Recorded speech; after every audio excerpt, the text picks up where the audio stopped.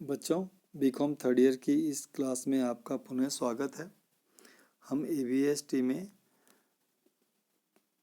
Capital structure का chapter कर रहे थे। कैपिटल स्ट्रक्चर में आज हम देखेंगे पैटर्न ऑफ कैपिटल स्ट्रक्चर, अर्थात पूंजी संरचना के प्रारूप।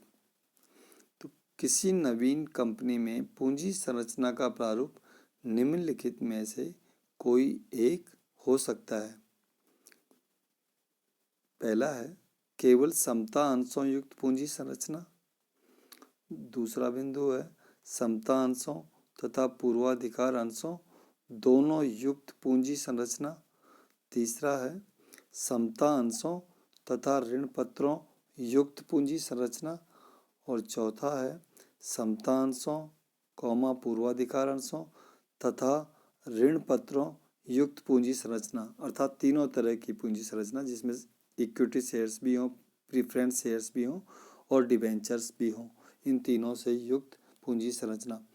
उपर्युक्त पूंजी संरचना का चुनाव कंपनी के व्यवसाय की प्रकृति, आय की निश्चितता एवं नियमितता, मुद्रा एवं पूंजी बाजार की स्थिति, नियोक्ता के दृष्टिकोण जैसे अनेक तत्वों पर निर्भर करता है। पूंजी संरचना को प्रभावित करने वाले तत्वों का वर्णन इसी अध्याय में आगे किया गया है। यहाँ पर हम केवल एक बिंदु पर बल देना चाहेंगे, वह है ऋण एवं समता में अंतर। ऋण एक दायित्व होता है जिस पर ब्याज चुकाना होता है, चाहे संस्था के लाभ की स्थिति कैसी भी हो, जबकि समता अंशधारी कंपनी के स्वामी होते हैं जिनको लाभांश का भुगतान कंपनी की लाभदायकता पर निर्भर करता है। कंपनी की पूंजी संरचना में ऋण का ऊंचा अनुपात जोखिम को बढ़ाता है तथा प्रतिकूल परिस्थितियों में कंपनी को वित्तीय दिवालियापन की स्थिति में ले जा सकता है। ऋण द्वारा साधन प्राप्त करना अंशों के द्वारा साधन प्राप्त करने की तुलना में सस्ता होता है, क्योंकि ऋण पर देय ब्याज कर की दृष्टि से व्यय माना जाता है तथा उसके लिए कर से छूट प्राप्त होती है।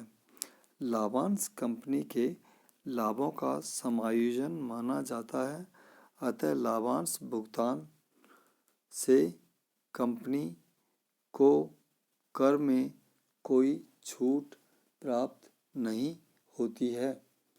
इसका अर्थ यह है कि यदि कोई कंपनी अपने ऋण पत्रों पर 10% ब्याज देती है तथा अपने लाभों पर 50% निगम कर चुकाती है, तो कंपनी के लिए ऋण पत्रों पर प्रभावी ब्याज दर इफेक्टिव इंटरेस्ट रेट केवल 5% होती है, क्योंकि वो जितना चुकाती तो टैक्स चुकाती, तो इससे आधा तो टैक्स देती 50% की दर से, परंतु वो टैक्स उसके लाभ पे लगता और वो ये उसको जो इंटरेस्ट चुकाती है वो कंपनी के लिए अलाउड है, तो इसलिए उसको 5% ही पड़ेगी इफेक्टिव ब्याज दर।